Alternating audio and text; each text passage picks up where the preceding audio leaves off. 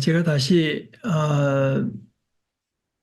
고린도전서 2장 6절에서부터 끝절까지를 한번 새 한글 성경으로 읽어보겠습니다. 그렇지만 우리도 지혜를 말합니다. 다만 성숙한 사람들 가운데서요. 그런데 이 지혜는 이 세대의 것도 아니고 이 세대의 지배자들의 것도 아닙니다. 그들은 사라질 사람들입니다. 오히려 우리는 하나님의 지혜, 곧 비밀 속에 감추어져 있는 지혜를 말합니다. 이 지혜는 하나님이 아주 오래전에 우리의 영광을 위해서 미리 정해두신 것입니다. 이 지혜를 이 세대의 지배자들 가운데서는 아무도 알지 못했습니다. 그들이 알았더라면 영광의 주님을 십자가에 매달지 않았을 것입니다. 그러나 성경에 이렇게 적혀 있는 대로입니다. 눈이 보지 못하고 귀가 듣지 못한 것들, 또 사람의 마음에 떠오른 적 없는 것들, 그것들을 하나님이 자기를 사랑하는 사람들을 위해서 마련해 두셨다. 우리에게는 그것들을 하나님이 성령님을 통해서 계시해 주셨습니다. 성령님은 모든 것을 살펴보시는데 하나님의 깊은 생각들도 살펴보시기 때문입니다. 사람들 가운데 누가 사람의 생각을 알고 있습니까? 오직 그 사람 안에 있는 그 사람의 영뿐입니다.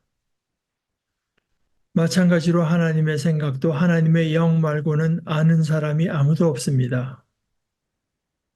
우리는 세상의 영이 아니라 하나님께로부터 오는 영을 받았습니다. 하나님이 우리에게 은혜로 주신 선물들을 우리가 알 수 있도록 말입니다. 우리도 그 선물들을 말할 때 인간적인 지혜가 가르쳐 준 말로 하지 않고 성령님이 가르쳐 주신 말씀으로 합니다. 영적인 사람들에게 영적인 일들을 설명하면서요.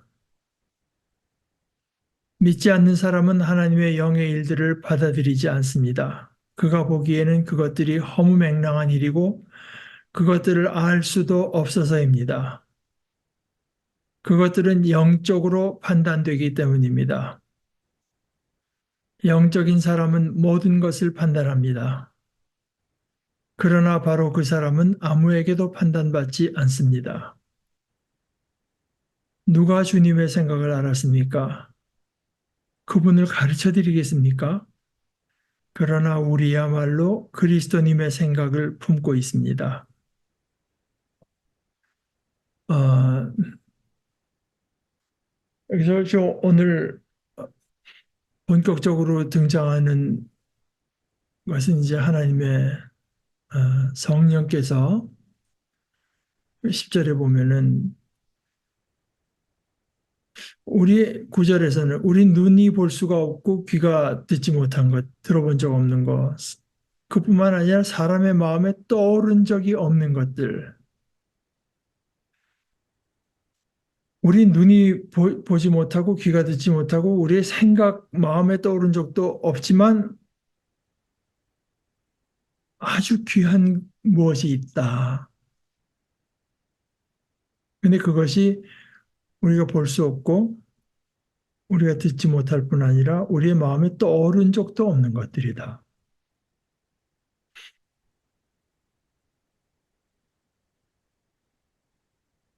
이제 이것이 아마 7절 하반절을 보면 이 지혜는 하나님이 아주 오래전에 우리의 영광을 위해서 미리 정해두신 것입니다. 이것과 관련이 있는 거겠죠. 그런데 사람이 관찰해서도 알 수 없고 뭐 들어서도 알 수가 없고 생각을 하고 뭐 수련을 쌓고 돌을 닦아도 알 수가 없는데 하나님이 우리에게 계시는 숨겨졌던 것들을 이제 나타내 주신다고 하는 뜻인데요. 어떻게 나타내 주셨냐 하면은 성령님을 통해서, 그러니까 성령, 거룩하신 영 아니겠습니까? 우리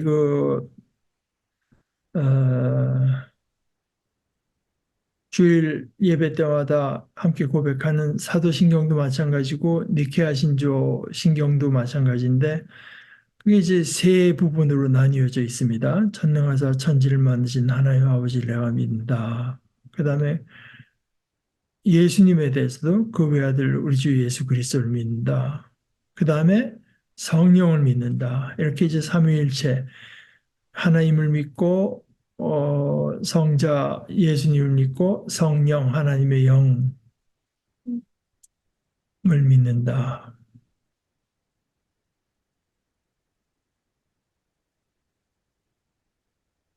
어,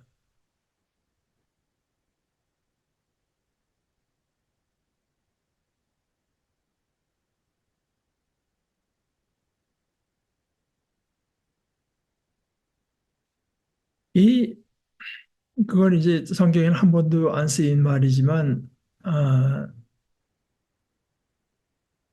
신학자라고 할까 하여간 이 하나님의 아,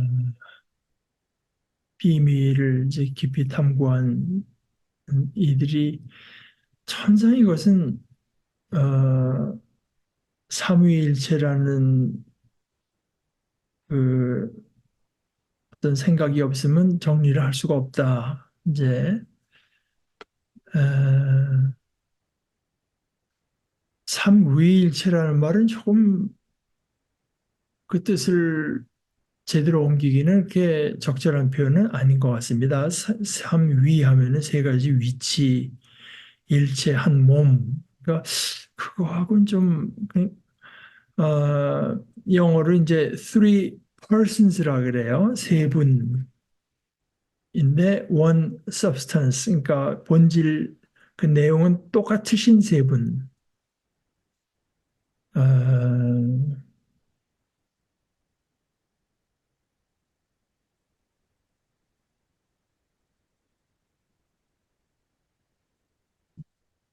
성경에 삼위일체라는 말은 안 썼지만 그러나 뭐 이것은 성경에 일관되게 특히 신약 성경에 일관되게 나타나는 것이 이제 틀림없다 이렇게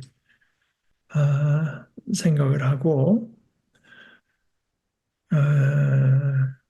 오늘날 현대에 와서 이 삼위일체의 교리는 훨씬 더 중요한 것으로 이제 여겨집니다. 그러니까 하나님에 대해서도 어떤 이런 관계성 속에서 이제 어, 하나님을 이해하려고 이해한다기보다 이제 받아들이려고 하는 겁니다. 그런데 어찌됐건 하나님께서 하나님께서 계시해 주시는 것입니다. 그런데 성령님을 통해서 아, 그러니까 성령님의 성령님을 통해서 우리에게 나타내 주시는데 성령님은 하나님의 영이고 그리스도의 영이시고 그런데 모든 것을 살펴보시는데 하나님의 속에 있는 깊은 생각들까지도 다 살펴보시기 때문입니다.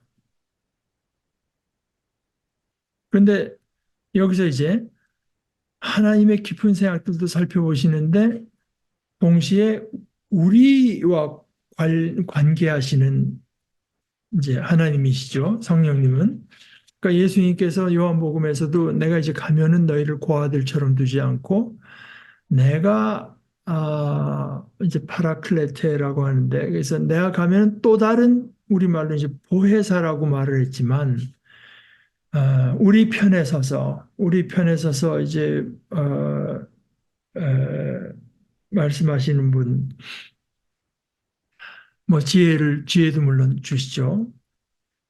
그러니까 또 다른 보혜사를 보낸다고 하는 뜻은 그때까지는 예수님께서 우리의 보혜사시셨다고 하는 뜻입니다. 근데 예수님과는 다르지만 뭐 그 내용은 똑같으신, 그러니까 생각과 뭐 모든 느끼는 것과 모든 것은 똑같으신 분을 우리에게, 그러니까 몸을 입은 분은 아닌 거죠. 그것은 예수님 뿐이고, 그래서 오신다. 그러니까 성령님은 하나님의 깊은 생각들도 다 살펴보시지만 또 우리 편에 서서 또 우리 속에 오셔서 그 하나님의 깊은 생각들도 나타내 주시는 분이다 말입니다. 예를 들어 사람의 생각도 그 사람 안에 있는 그 사람의 영 외에는 그 사람의 생각을 아무도 알지 못한다. 뭐 한길 사람 속은 알지 못한다고 하잖아요. 마찬가지로 하나님의 생각도 하나님의 영 말고는 아,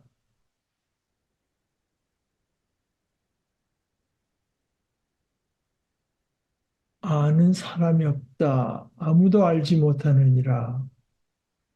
아, 아무도 하나님의 생각을 깨닫지 못합니다. 이제 그런 식으로 어, 번역했는데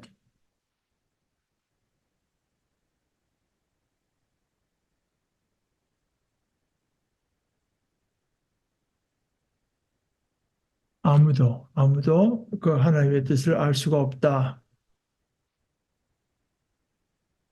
또는 거기 이제 아무도라고 했지만 물론 꼭 사람만을 말하는 건 아닙니다. 어떤 존재라고 해도 어,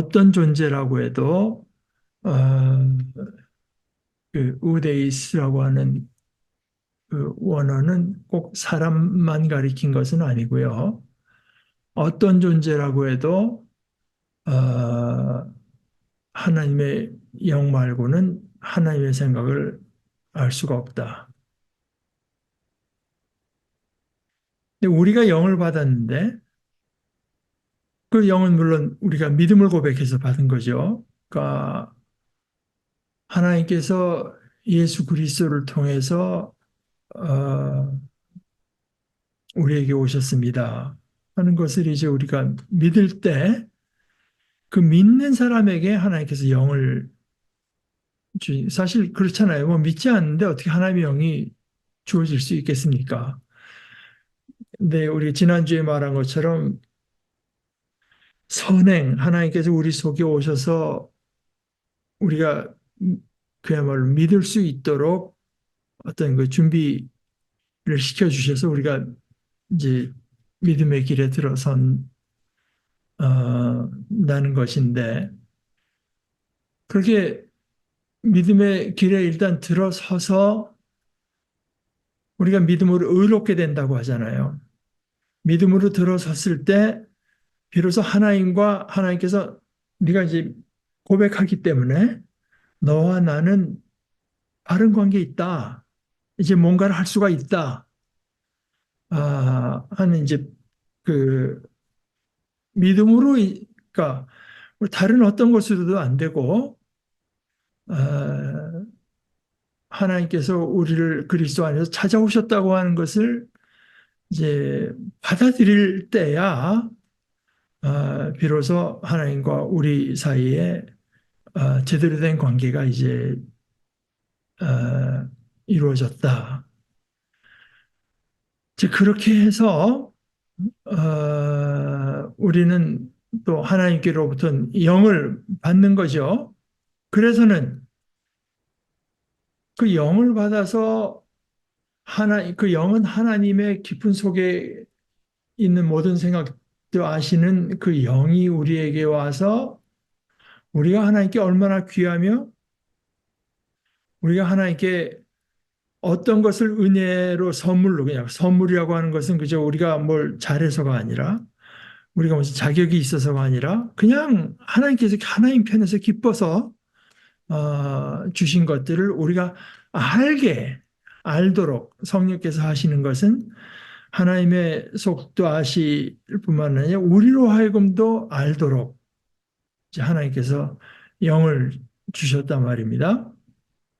그래서 우리가 지금 다 얘기하는 건 딴 거 아니라 그 선물, 하나님께서 우리에게 은혜로 주신 선물들에 대해서 결국 말하는 것밖에 없다. 그런데 그거야 인간적인 지혜, 인간의 뭐 무슨 뭐 위대한 저 철학자나 무슨 문학하는 사람이나 무슨 지혜자가 알 수 있는 어, 그런 차원의 것이 아니기 때문에 그것을 설명해 주는 말도, 그것을 전해 주는 말도 역시 성령께서 가르쳐 주셔서 성령께서 가르쳐 주신 말씀으로 하는 것입니다. 그러니까 이제 여기 그 지혜도 말을 하고 지금 말도 말을 하잖아요. 근데 고린도전서 시작할 때는 물론 모든 면 1장 5절 모든 면에서 여러분이 그분 안에서 부유해졌으니 말입니다. 온갖 말과 온갖 지식에서요. 그러니까 그러다가 나중에 보게 되면은 또 말이라고 하는 것, 지식에 대한 어떤 그 인간의 말, 인간의 지식 이게 얼마나 아, 하나님을 나타내고 하나님의 것을 깨닫는 데는 도무지 미칠 수가 없는가 하는 거를 말을 했죠.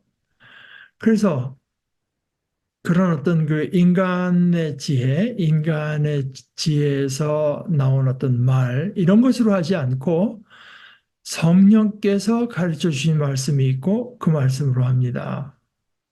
영적인 사람들에게는 영적인 일들을 설명하면서요. 이것은 이제 다른 번역으로 보면은 신령한 것을 가지고 신령한 것을 설명하는 것입니다. 또 다른 우리 개역 성경에서는 영적인 일은 영적인 것으로 분별하느니라.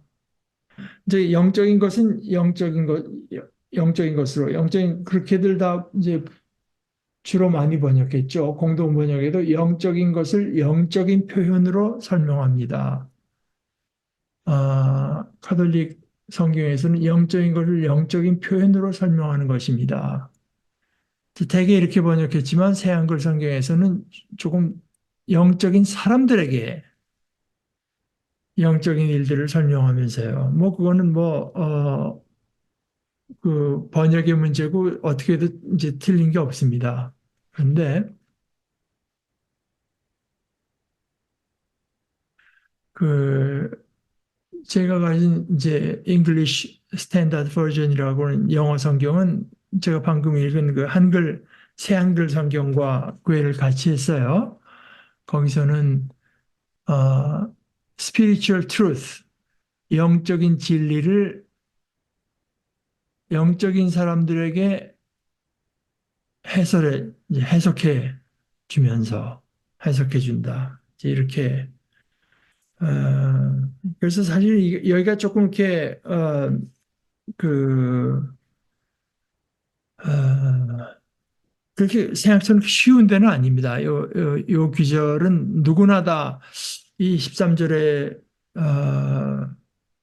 말은 조금 난해하다, 어렵다, 이제 이렇게 생각을 하는데 아마 그 받은 고린도 교인들에게는 분명했으리라고 이제 생각합니다. 그런데 그 뒤에 것들과 연결시켜서 생각할 필요가 있죠. 믿지 않는 사람은 하나님의 영의 일들을 받아들이지 않습니다. 그러니까 하나님의 영의 일들을 받아들이고 하나님께서 우리에게 나타내시는 영을 통한 계시의 눈을 뜨려면은 믿어야 된단 말입니다. 믿지 않고서야 어떻게 해? 믿지 않고서는 그런 일들이 이미 하나님과 나와의 그 불신, 하나님께서 내게 어떤 선물로 은혜로 다가왔다고 하는 것을 받아들이지 않고서야 이런 일들은 일어나지 않는다. 아, 그래서 믿지 않는 사람은 하나님의 영의 일들을 받아들이지 않습니다. 그가 보기에는 그것들이 허무맹랑한 일이고 그것들을 알 수도 없어서입니다. 그런 것들은 다 영을 받아서 그 영으로 판단할 수밖에 없는 일이기 때문에 그 영을 받지 못한 한, 기껏해야 예수께서 예수라는 인물이 부활했다. 아, 우리에게 구원을 가져다 준다고 그 크리스찬들은 그렇게 믿고 그렇게 말한다. 그런 지식까지밖에 있을 수 없는 거지. 아, 예수님이 그런 분이다 하는 그 지식은 믿음이 없고는 얻을 수가 없는 거죠. 그것이 뭐 인간이 어떻게 찾아낼 수 있고 증명할 수 있고 또는 거꾸로 반증할 수 있는 것이면은 뭐 토론이나 이제 논쟁을 거쳐서 드러나겠지만 그것이 인간의 어떤 한계를 벗어나는 것이니까요. 어, 예를 들어서 제가 뭐 그 오른쪽 주머니에 500원짜리 동전이 하나 있다고 해보세요. 근데 저기 있는 분들한테 제가 오른쪽 주머니에 동전이 500원짜리가 하나 있습니다. 근데 그 말을 받아들이는 사람은 저 사람 오른쪽 주머니에 500원이 있구나 아는 것이고 그 말을 안 받아들이는 사람은 모르는 거죠. 기껏해야 저 사람은 오른쪽 주머니에 500원이 있다고 주장하고 있다 하는 정도밖에는 알 수 없죠.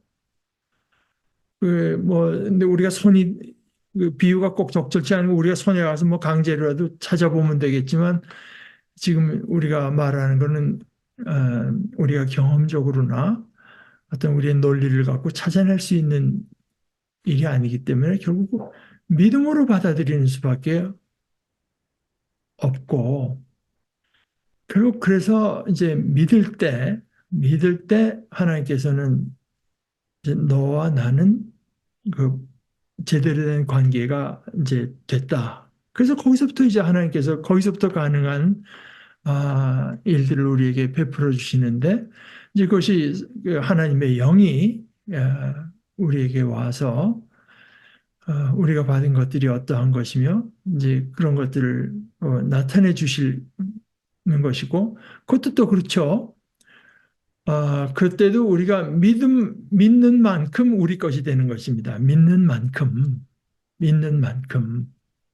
하나님께서 우리에게 소망을 주셨다고 하는 그 말씀을 믿으면 우리가 기뻐할 수 있는데, 그거를 아예 안 믿, 나는 거 믿을 수 없어. 하면은 그 소망이 주는 기쁨은 가질 수가 없는 것이고, 그러니까 긴가민가 하면은 또 우리의 마음속에는 언제나 좀 우왕좌왕하는 것이 있을 수밖에 없는 거죠. 믿지 않는 사람은 하나님의 영의 일들을 받아들이지 않습니다. 그가 보기에는 그것들이 허무맹랑한, 그러니까 그가 보기에 자기 나름대로 판단 기준이 있거든요. 그러니까 그 사람의 판단 기준으로는 그것이 수용될 수 있는 것이 아니다. 그가 보기에는 허무맹랑한 일일 수밖에 없다. 하나님의 일이라고 하는 것은. 그리고 그들이 그것들을 알 수도 없기 때문입니다. 그것은 영적으로만 판단되기 때문입니다. 아,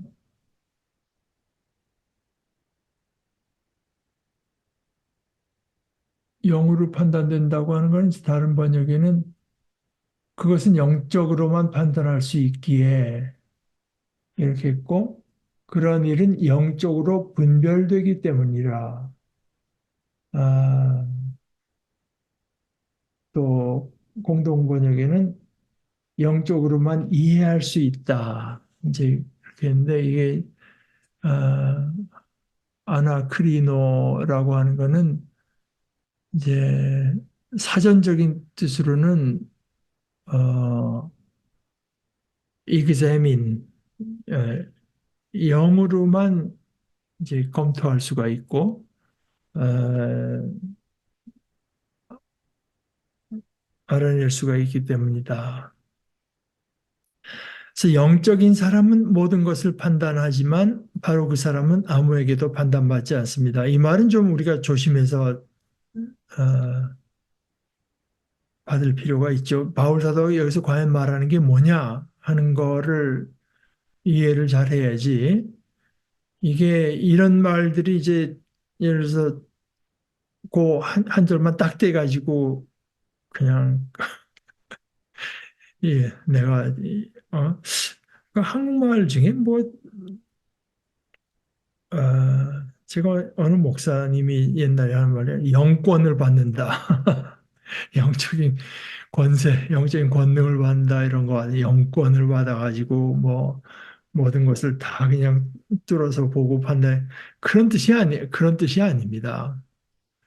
아, 영적인 사람은 모든 것을 판단하나 바로 그 사람은 아무에게도 그러니까 어떤 그 차원 지금 어떤 차원에 대한 이야기를 하는 거죠. 영적인 사람은 아, 그 하나님의 깊은 것을 이제 받고 그런데 이게 사실 이제 스포를 좀 하자면 제가 지난주에도 이제 연결시켰지만 고린도서를 이렇게 쭉 처음부터 끝까지 이렇게 보게 되면은 결국은 이렇게 이어지는 것이 영적인 사람 또는 우리가 영육간 그러죠. 영혼과 육체하지만 또 혼도 있잖아요. 혼. 그래서 나중에 그 혼이란 말은 이제 푸시케라고 하는데 그 혼적인 사람 뭐 이런 말도 해요. 그러나 뭐 그것은 아직 영의 차원에서 이제 분별할 줄 모르는 사람을 이제 혼적인 사람이라고 부르는 것인데, 지금 고린도서 지금 2장이죠. 사실은 바울 사도가 이야기의 시작을 지금 고린도 교회에 분파가 있다고 하는 얘기로 해서 계속 그 얘기를 사실 하고 있는 것입니다. 그 분파를 마음에 두고 있으면서, 어, 아마, 아마 제 생각에 고린도 교인들이 이 바울 사도의 편지를 받으면서 놀래기도 하고 어떤 사람은 기분 나빠했을지도 모르겠지만 주로 이제 놀랬을 거라고 생각하는 거는 바울 사도가 그 사람들을 뭐라고 하냐면은 여러분 아직도 육에 속한 자입니다. 육에 속한 자다. 뭐 여러분 사이에 무슨 파당이 있으니 그 육에 속한 자라는 증거가 아니냐. 성숙하지 못하다. 아직도 여러분들이 성숙한 것을 받을 수가 없기 때문에 내가 이제 그 젖먹이들을 아, 대하듯이 이제 여러분을 대한다. 아직 여러분이 어리다. 그러니까 고린도서에서는 성숙한 사람, 영적인 사람, 이것이 이제 사랑으로 이제 사랑을 추구하고 사랑으로 사는 사람, 이 세 개가 이제 같은 겁니다. 이 세 개가 같은 거예요. 그러니까 이게 영적인 사람 모든 것을 판단한다고 하는 것이 이제 그러나 바로 그 사람은 아무에게도 판단받지 않는다고 하는 말에 우리가 연관해서 생각할 수 있는 것은 성숙한 사람과 아직 그 어린아이 같은 유치한 사람 이제 그것을 말을 하는 거라고 볼 수 있습니다. 영적인 사람은 모든 것을 판단하나 그 사람은 아무에게도 그러니까 판단하죠. 뭐 아직도 그런 어떤 영적인 차원을 알지 못하는 사람들 영적인 사람을 판단하는데 그 판단이 언제나 틀리죠. 언제나 틀릴 수밖에 없습니다. 아, 이게 지금 시간이 될지 모르겠지만 이 여기 대해서 제가 하나 여러분과 이제 나누고 싶은 것이 그 C.S. 루이스가 책은 이제 이 영광의 무게라고 하는 책인데 여기 맨 시작은 이제 영광의 무게라고 하는 설교로부터 시작해서 몇 가지 중요한 C.S. 루이스가 여러 사람 앞에서 한 이야기들을 이제 모아놓은 책인데 어, 내 사람들 가운데 이제 영광의 무게 그 설교는 너무나 좋아하는 사람들이 많기 때문에 이제 맨 앞에 싣고 그렇지만 여기 들어있는 그 이야기 하나하나가 사실 참 의미심장한 내용들이 참 많습니다. 나는 왜 전쟁을 반대하는 어떤 그 반전론자가 아닌가? 뭐, 또 지금 뭐 영국이 지금 전쟁 중에 있는데 우리가 무기를 들고 나가든가 해야지 여기서 공부한다고 하는 것이 이게 합당한가 뭐 그런 데 대한 자신의 의견도 말을 하지만 제가 여러분과 오늘 못하면 이제 다음 주까지 연결해서 나누고 싶은 그 부분은 이제 변환이라고 이름 붙였는데 C.S. 루이스가 붙인 영어 이름은 트랜스포지션입니다. 포지션, 포지션을 이제 바꾼다는 뜻인데요. 그러니까 의사들이 환자를 이 병원에서 저 병원으로 옮길 때 전원한다고 하는데 이제 그걸 트랜스퍼 한다고 하거든요. 이 트랜스라고 하는 그 접두사, 전치사,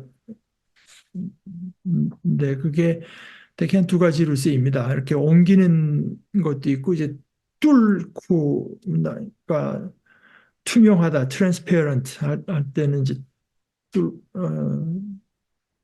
뚫는다는 뜻이 되겠죠. 그러나 여기서 이제 transposition이라고 하는 거는 전위라고 할까? 그러니까 위치를 이제 바꾸는 거를 말을 하는데, 아,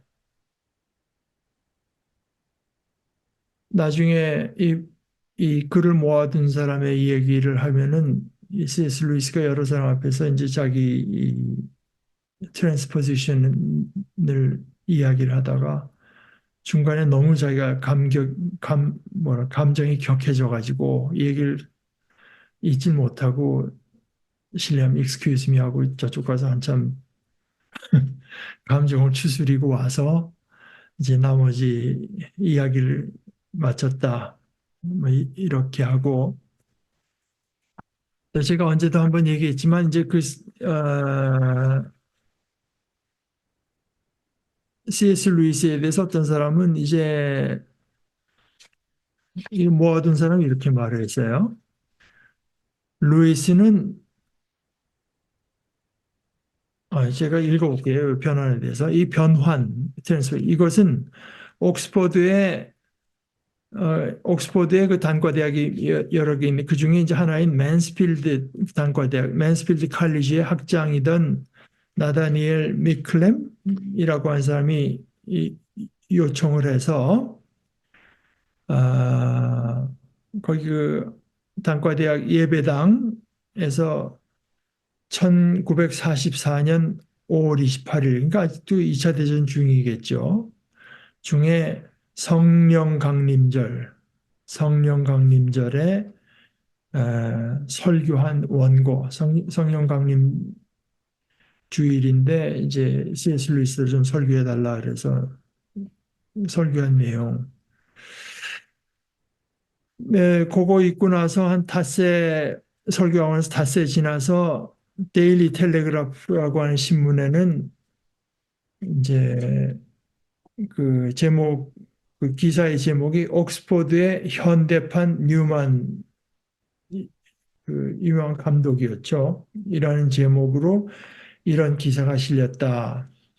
기사인데 설교 그 신문 기사인데 설교하다가 설교 도중 루이스 교수는 감정을 주체하지 못해 설교를 중단하더니 미안합니다라고 말하고는 설교단을 떠났다.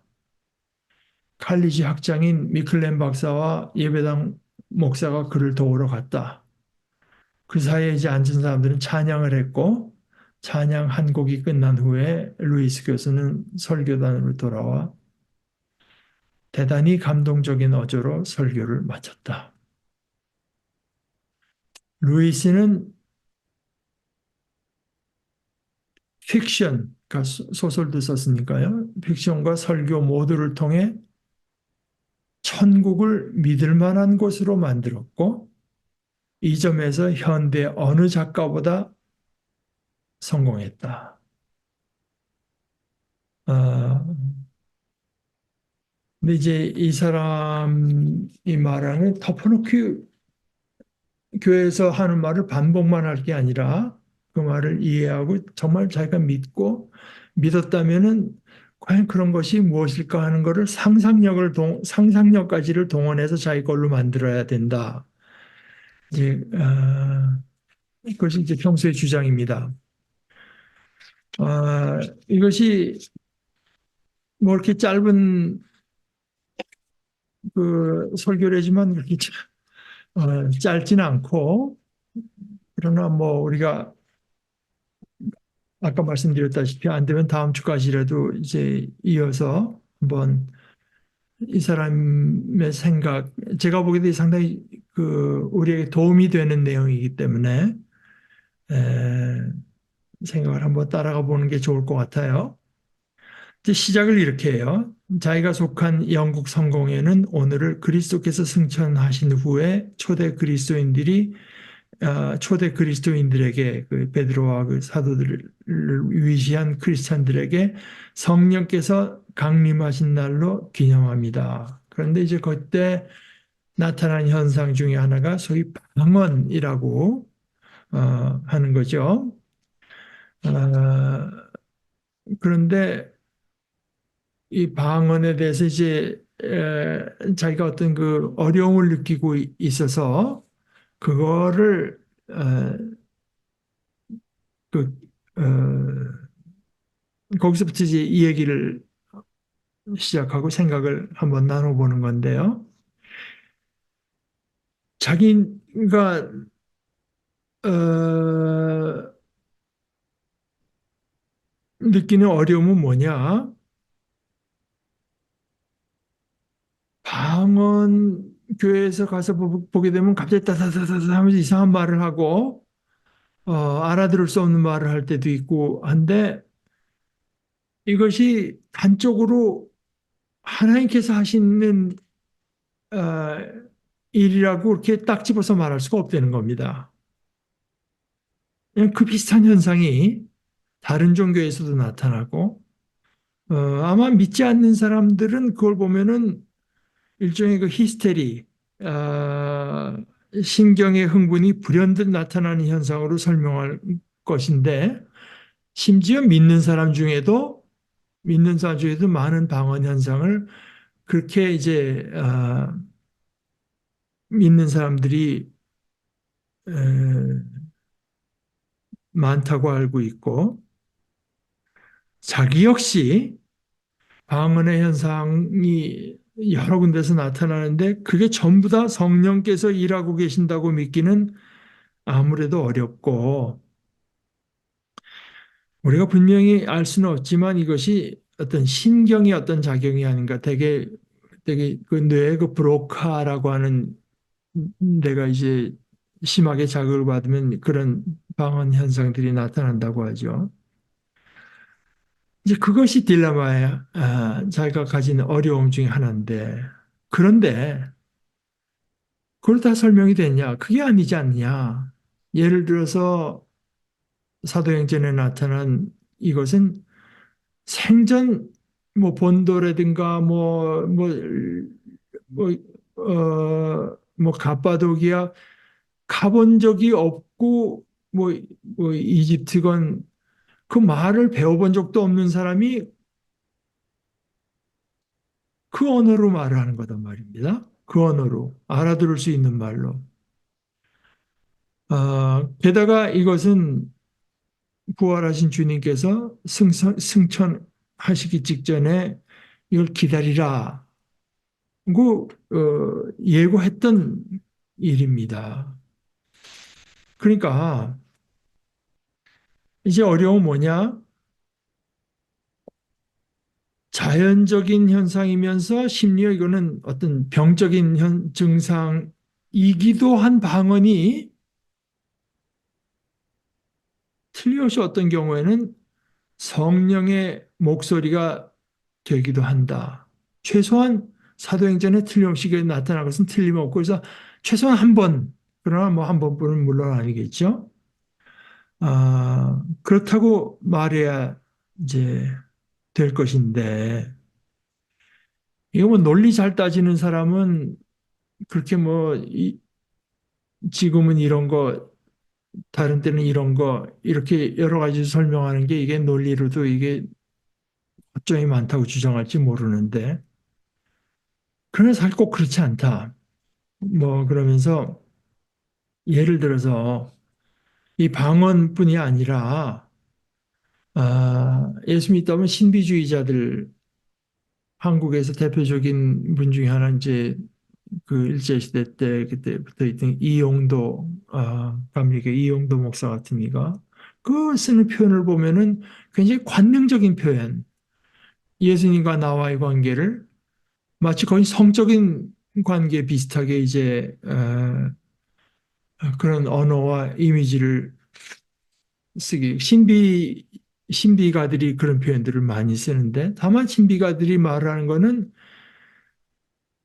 표현은 같을지 몰라도 그리고 이미지는 같을지 몰라도 출처는 이건 전혀 다르다. 그래서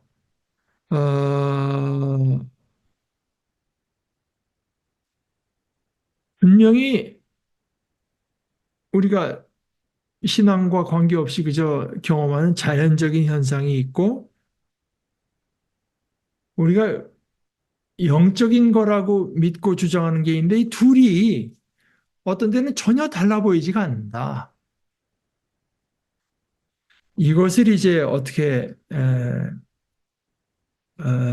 해결해야 되겠느냐 하면서 이 사람이 이제 하나의 어, 그 페피스의 일기라고 하는 그 책에 나온 그 글을 인용하면서 이제 어, 얘기를 풀어갑니다. 일기에 이렇게 썼어요. 이 사람이 아내하고 함께 킹스하우스에 가서 고결한 순교자라는 공연을 봤는데 정말 즐거웠다. 그러나 온 세상에 그 무엇보다 나를 더 즐겁게 해준 것은 그 안에서 천사가 내려오는 장면에 맞추어서 흘러나오는 윈드 뮤직, 뭐 바람 음악, 그게 탁 천사가 내려올 때 그 음악이 이제 나올 때 그게 얼마나 감미롭든지 자기는 그 장면과 음악을 들으면서 황홀경에 빠져버렸다. 한마디로 내 영혼이 그 음악에 완전히 사로잡혔고 자기 속이 막 울렁거렸다. 그때 자기가 울렁거릴 때 그 느낌이 마치 옛날 자기가 아내와 사랑에 갓 빠졌을 때와 비슷한 기분이었다. 그래서 그 이제 그걸 한번 다시 자기가 맛보기 위해서 나는 아내와 함께 그 윈드 뮤직, 바람 음악을 배워버리라고 다짐했다. 이런 글을 이제 1668년에 쓰여진 글이었는데 이 글을 이제 소개를 합니다. 그러면서 자, 생각해 봅시다. 첫째, 강렬한 어떤 미적인 즐거움에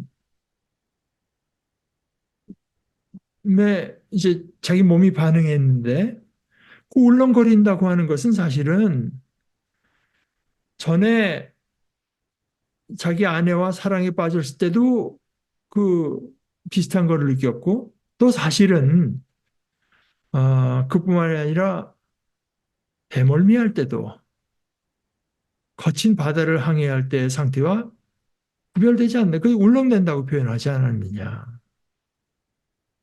그게 첫째고 둘째는 예를 들어서 이 사랑에 빠졌을 때나 미적인 즐거움을 가졌을 때는 유쾌하지만 같은 울렁거림인데 바다에서 그걸 겪을 때는 전혀 유쾌하지가 않다.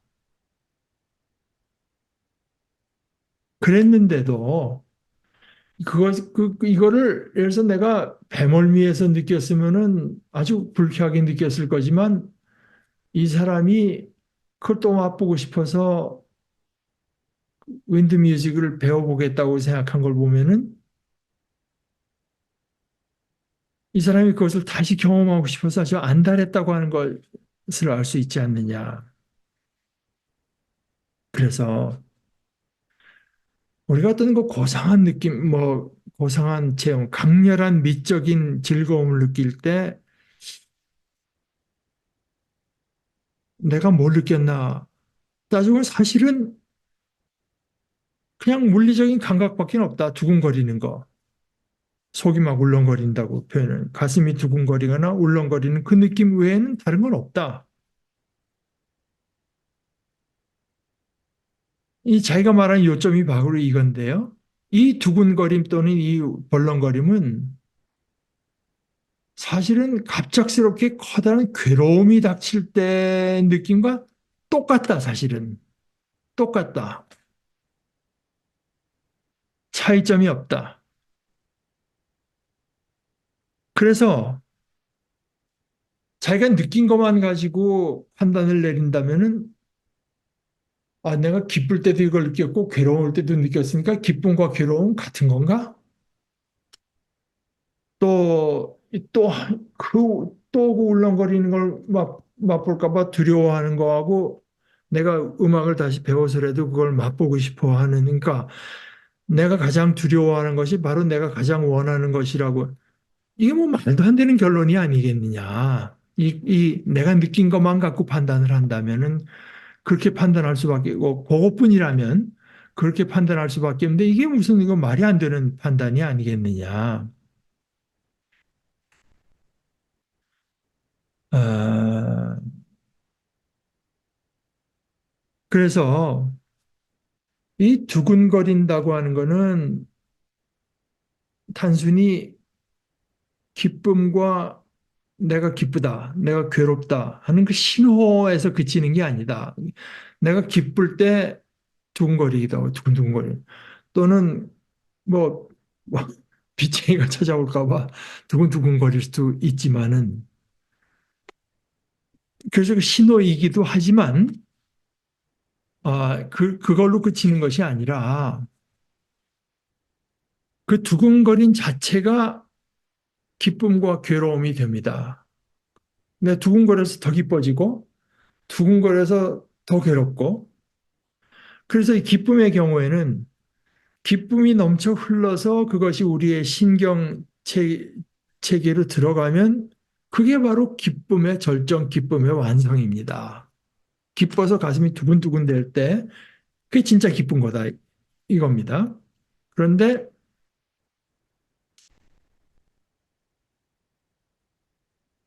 내가 제일 싫어하는 사람이 이제 날 찾아오게 돼 있다. 그래서 괴로움이 흘러넘쳐서 내가 두근두근두근거리고 이것이 몸에 같은 증세가 찾아오면 이건 아주 내가 끔찍하게 싫은 거죠. 그래서 이 사람이 비유를 써서 똑같은 것이 가장 달콤한 한 방울과 가장 쓴 한 방울을 모두 만들어냅니다.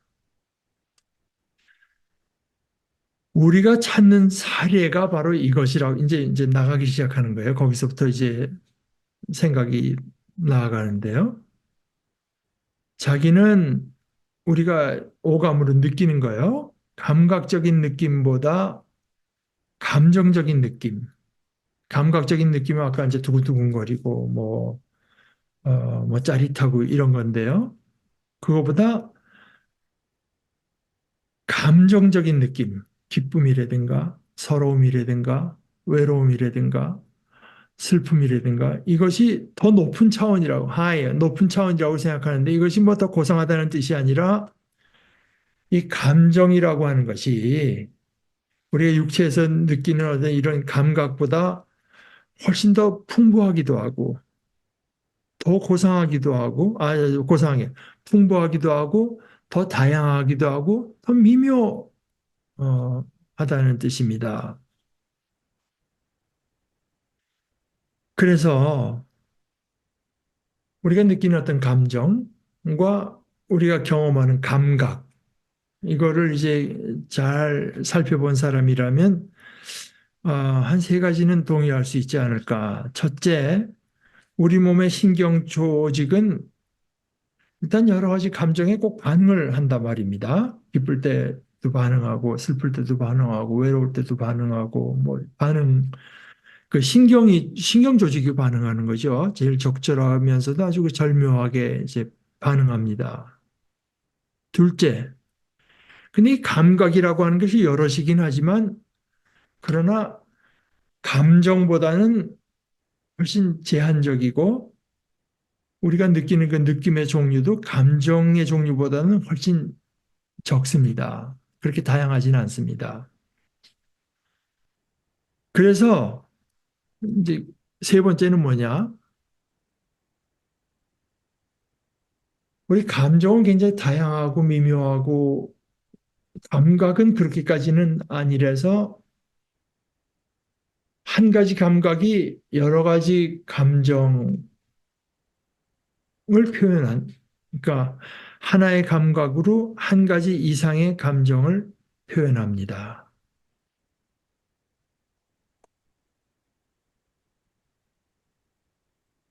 이것이 이제 보여주는 것은 뭐냐?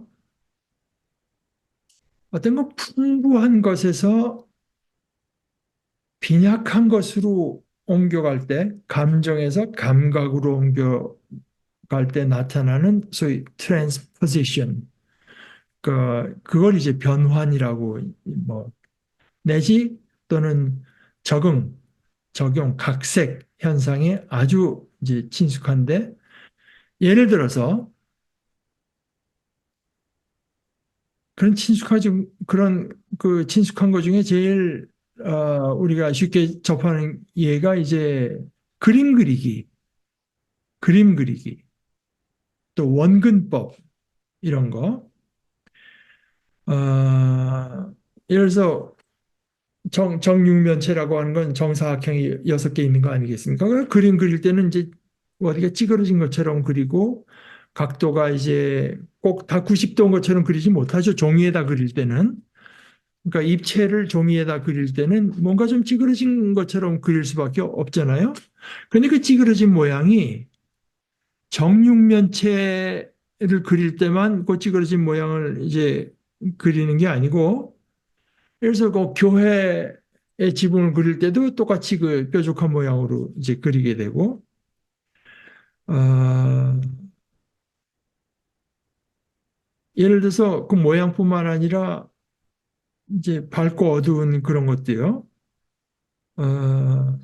그래서 그림 그리다가 단대를 검게 칠하고 어떤 한 군데를 그냥 종이 그대로 놔두게 되면은, 그냥 하얀 종이 놔두게 되면은 그 하얗게 남은 부분이 어떤 때는 태양을 나타내기도 하고 어떤 때는 이제 물, 물을 그려놓고, 물처럼 그려놓고 거기다 흰 걸 줄로 이렇게 남겨놓게 되면 그게 마치 어떤 빛을 받은 호수처럼 되기도 하고 쌓인 눈처럼 보이기도 하고 뭐 피부가 흰 사람의 피부색을 나타내기도 하고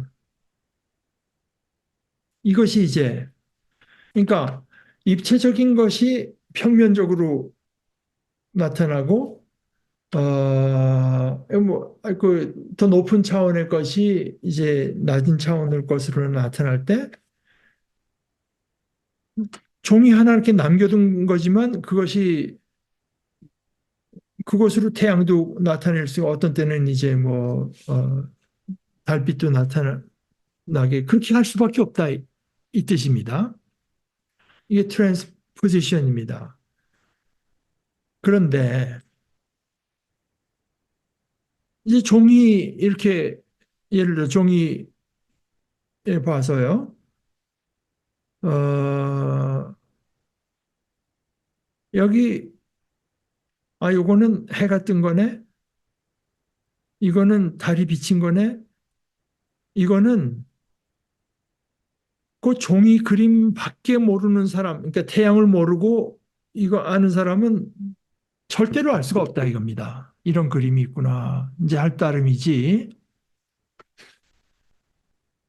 이 어떤 그 높은 어떤 풍부한 세계를 알 때만 아는 사람은 이제 종이를 보고 알 수가 있지만 종이밖에 모르는 사람은 이것이 저렇게 다양한 세상을 나타낸 거라고 하는 걸 전혀 알 수가 없다.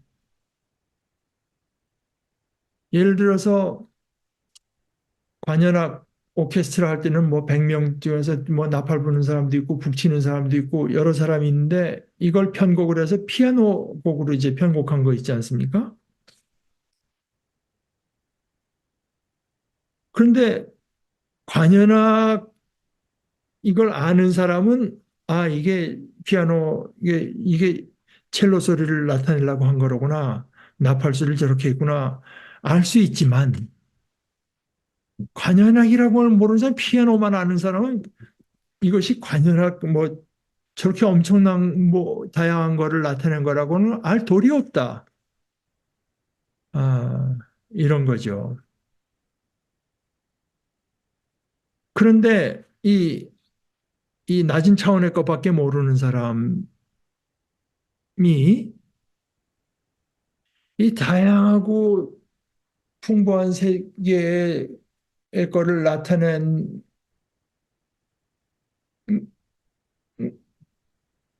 거라고 하는 자기한테 이제 말하는 사람의 말을 믿으면 알 수 있지만 이게 뭐 이렇게 말을 하면은 당신 지금 나 속이는 거 아니야? 뭐 말도 안 되는 소리 하고 있다.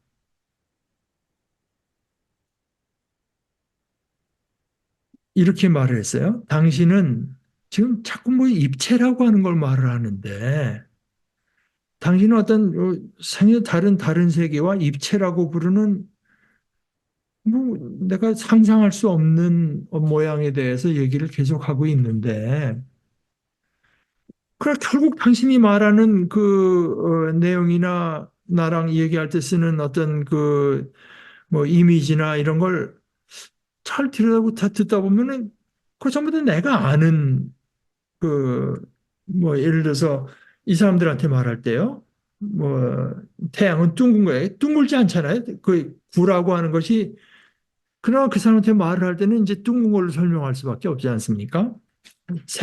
색의 차이라고 하는 것도 그림에서 나타날 수 있는 색의 차이로밖에 말할 수 없어서 근데 그거 뭐 그래봐야 당신이 자꾸 이상한 세계를 말을 하지만 당신이 말하는 그 내용이 다 내가 알고 있는 내용 아니냐. 그래서 당신이 지금 말을 하는 그 전혀 다른 세상이라고 하는 거, 그게 지금 이 그림에 지금 여기 종이에 나타난 이 세계의 본래의 모습이 아니라 오히려 이 세계에서부터 차출해간, 뭐, 모든 요소를 빌려간 그 꿈, 꿈, 그런 건 없는데, 상상으로 한 꿈이라고 하는 게 분명하지 않습니까? 이런 식으로 이제 반응을 할 수밖에 없을 것이다. 하여간 제가 더 길게 얘기할 수는 없고요. 여러분들이 이제 흥미가 있으면은 C.S. 루이스 그 영광의 무게 그 책을 여러분들이 꼭 사서 거기 있는 그 영광의 무게라고 하는 거는 그걸 갖고 설교하는 분들도 제가 여러 봤고 여러 선생님도 한 몇 사람 봤고 설교 중에 이제 거기 나온 인용하는 거예요. 저도 참 많은 도움을 받은 그 설교들이 그러니까 이 C.S. 루이스의 글을 읽다 보면은 믿음을 가진 채 어떤 자신의 그 지성을 동원해서 그 내용을 탐구한다고 하는 것이 그 내용 탐구에 어떤 힘 같은 걸 느끼게 되고 그것이 이렇게 잘 쓰면은 어, 우리에게 어떤 그 믿음이라고 하는 것이 그저 그냥 앵무새 그냥 교회에서 받은 것은 내용도 모르는 채로 그렇게 할 뿐만 아니라 정말 그 영어로 말하면 make sense, 말이 되는 말이다. 아, 과연 그렇구나 하는 것을 느껴서 우리의 믿음에 참 많은 도움이 된다고 저는 느낍니다. 그래서 어, 다음 주에는 혹시 여러분들 중에서 그 내용을 또 따라 읽은 분들이 있으면 오늘 내용과 이제 연결시켜 가지고 이 사람이 말하는 내용의 결론 부분까지 도달해 보고자 합니다. 아까 우리가 성경에서 읽었던 영적인 사람은 모든 것을 판단하나 그 사람은 아무에게도 판단받지 않습니다 하는 말과 이렇게 연결돼 가고 있는 건 여러분이 느끼시겠죠? 그래서 오늘은 이제 그 정도 하시고 파트 2는 다음 주에 연결해서 들어가 보도록 하십시다. 우리 함께 기도하실까요? 하나님 아버지, 아버지께서는 저희를 창조하신 창조주로서 피조물된 저희, 그러나 피조물의 자리를 지키지 못하고 아버지께 반역하고 어, 믿을 줄 모르고 아버지께 감사하고 찬양할 줄 모르는 저희들에게까지 찾아오셔서 말씀해 주시고 마침내는 독생자 예수 그리스도를 가지고 저희들에게 아버지의 뜻을 나타내 주신 것을 감사합니다.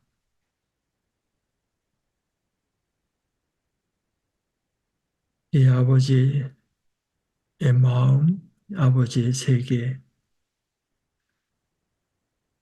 저희들이 알기 원하고 맛볼 수 있기를 원합니다. 바로 그것을 위해서 또 아버지께서 아버지의 말씀을 저희들에게 주신 줄을 저희들이 믿사오니 저희들이 이 말씀을 함께 나누고 함께 탐구할 때 과연 성령께서 함께 하셔서 저의 믿음을 북돋아 주시고 저의 믿는 것이 과연 그러하다고 하는 큰 증거를 저에게 더하여 주시옵소서. 예수님의 이름으로 기도합니다. 아멘.